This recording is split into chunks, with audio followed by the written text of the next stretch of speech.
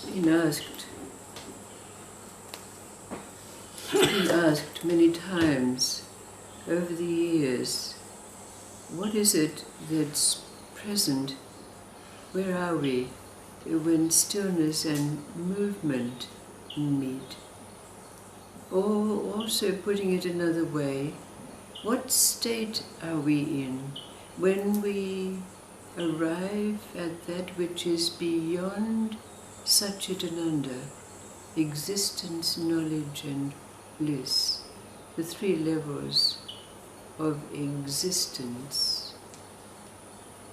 We came up with a word, knowing, which we could take as an absolute, or even describe it as a state of perpetual stillness, alertness, awakeness. But the question that's posed is, what is the relationship between knowledge, experience, and knowing? There are several stories. There's that little anecdote about the student who'd been with the master for some years, but he came to his master one day and he said, "Master, there has arrived in town a spiritual scholar who is said to be very articulate and erudite. Do I have permission to go and listen to him?" "Yes, yes, go," said the master. So after attending the lecture of this being, the student came back and waxed lyrical to his master about how this scholar was able to talk on any subject and answer any question that was posed to him. And the master said, "Yes, yes, yes. He knows everything about everything, but he doesn't know."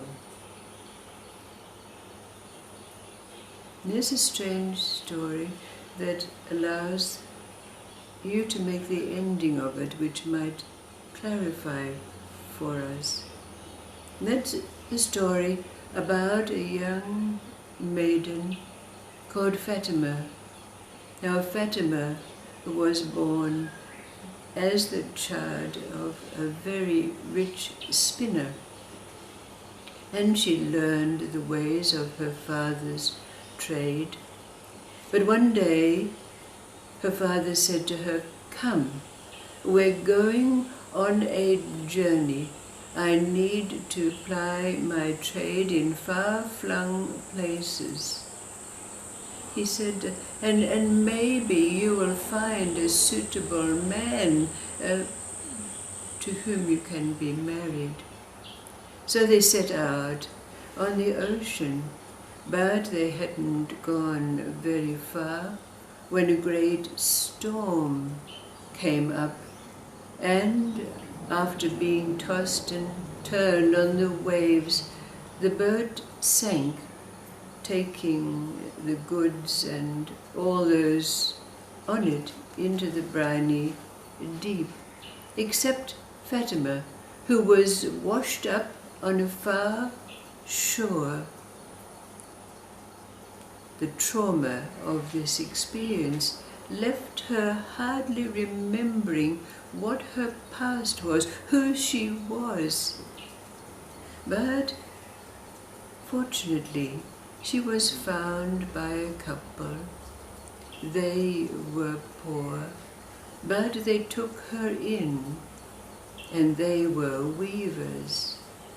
So, being with them for some while, she learned the art of weaving.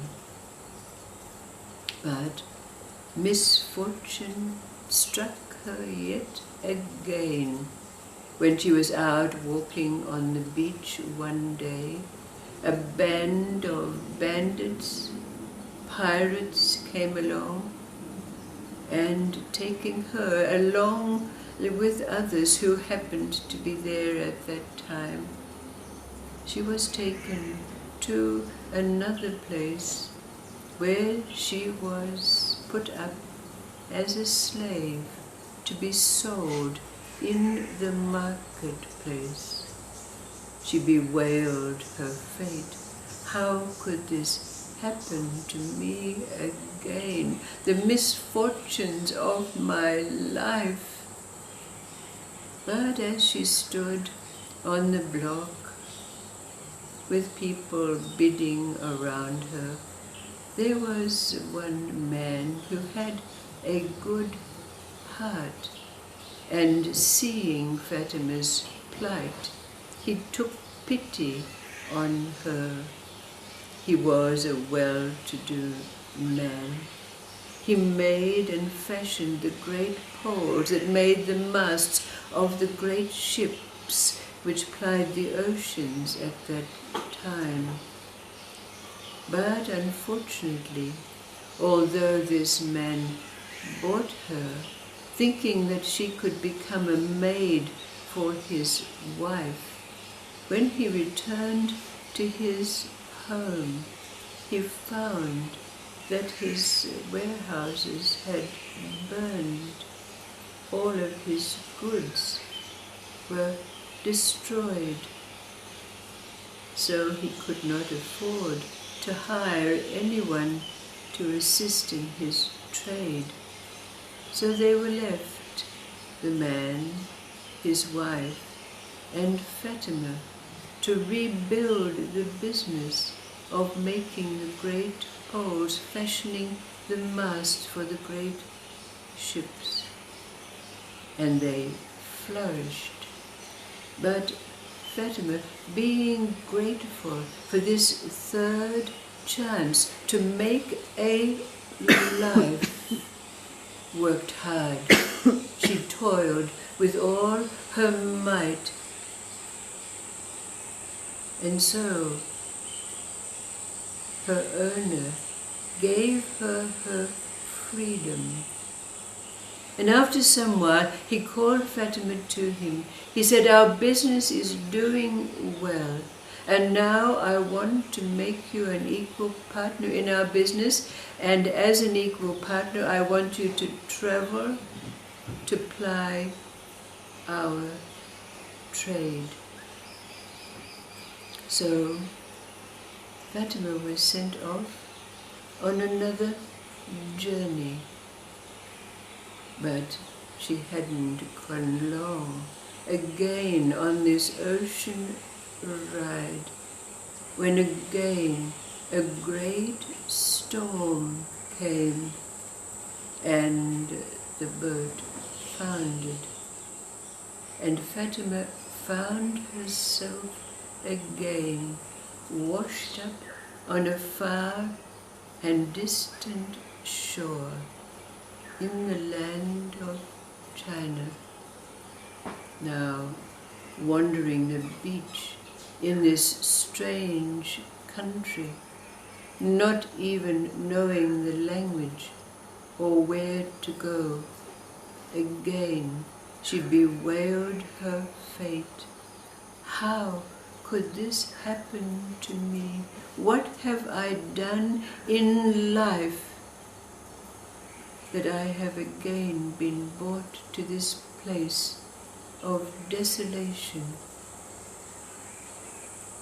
But as it happened in that great land of China, it had been said for many generations that a foreign woman would be washed up on their shores, and this woman would be able to create a tent for the emperor. So in every dynasty there was the custom for the emperor to send out emissaries to seek for this woman, this foreign woman.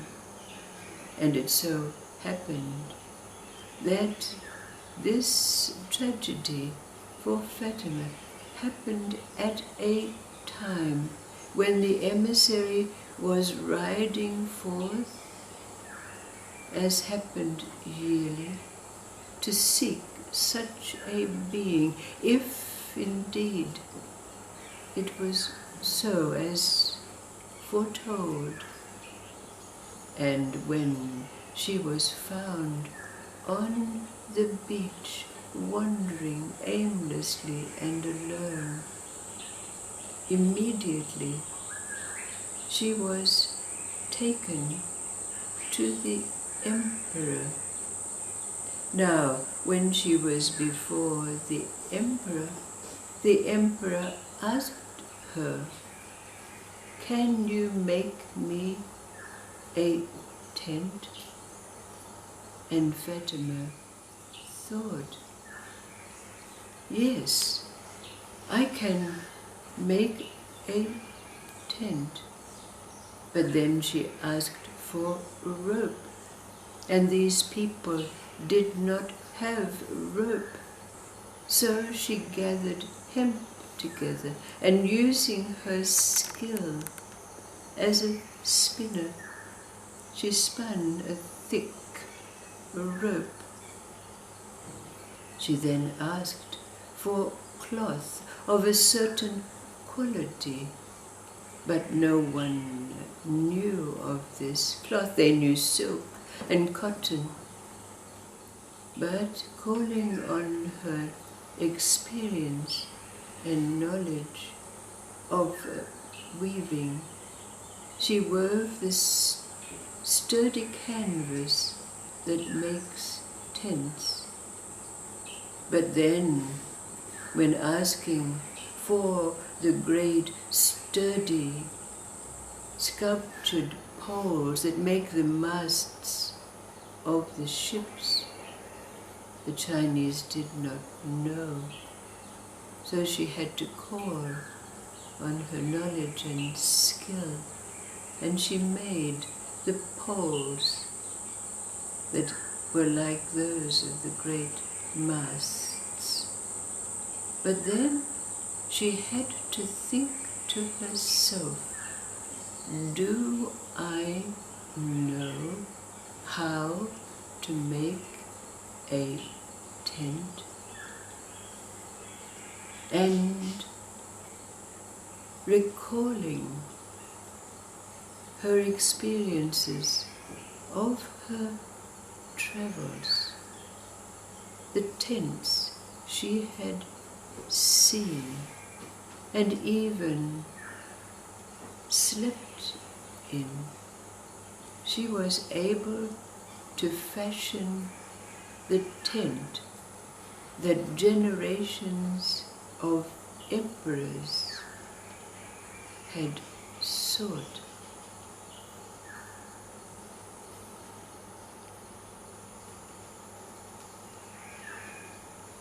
What is the end of this story? Of course, the emperor offered her whatever it was that her heart desired as payment, recompense for fulfilling this that had been longed for so many lifetimes. How would you end this story? Where was it that Fatima arrived at in an endeavor to answer the question, what have knowledge and experience got to do with and relate to knowing?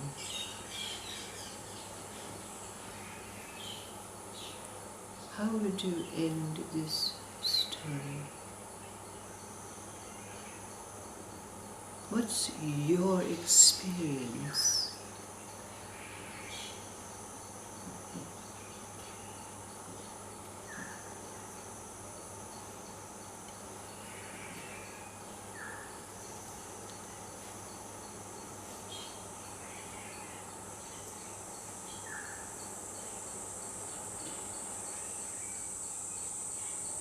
with knowing that answers come from within and not from the outside.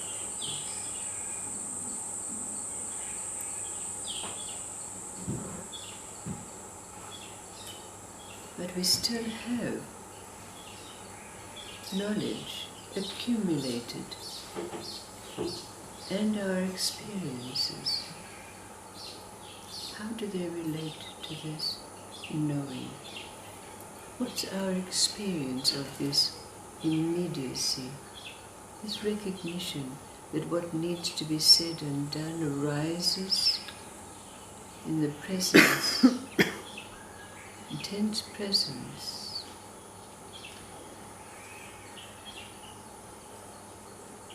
that we call a state of knowing.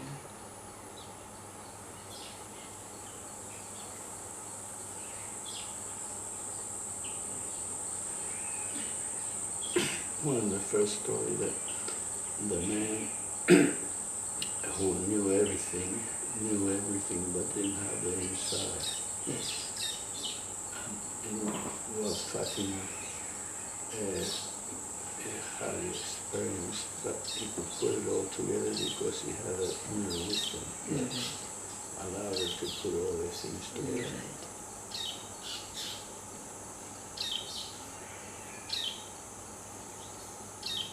How does this answer our question? Where are we?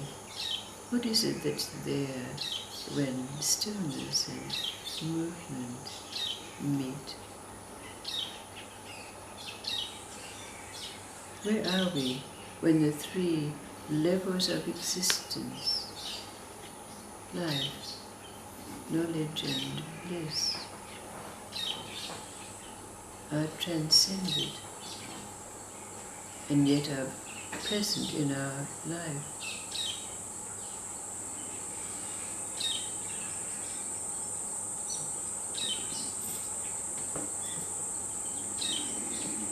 Cause and effect, action and reaction, intuition, dreams are always there, and sometimes, for some, the unified awareness of the interrelatedness of everything. But knowing is beyond this. How do they fit? How do they enact?